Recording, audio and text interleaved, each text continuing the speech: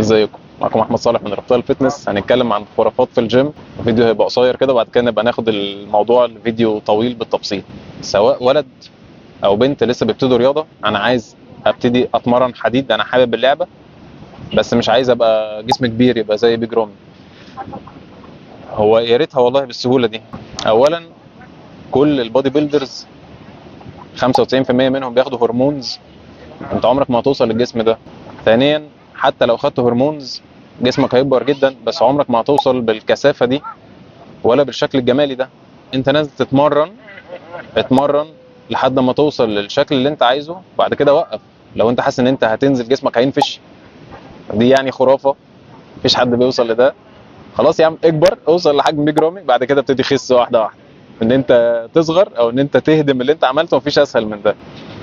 انت بنت خايفه يطلع لك عضل وكتاف زي الولاد وجسمك يعرض ومش عارف ايه. طبعا كل ده من البلاوي اللي بنشوفها من الفيديوز يعني. لو ده كل مخاوف، احب اقول لك ان في ولاد نفسها توصل اللي انت بتقوليه ده وما بتعرفش.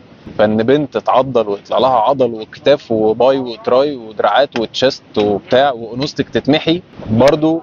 اللي بيوصلوا للكلام ده بنات برضو بياخدوا هرمونز وهرمونز ذكوريه، فانت عمرك ما هتوصلي لده. المهم يعني في الاخر، بلاش نقعد نخاف من الرياضه. ابتدي رياضه، انزل الجيم، انزل الجيم ما تخافش والعب. ولو وصلت للجسم ده بسرعه يعني نبقى نخس منه بسهوله، مفيش مشكله. سلام.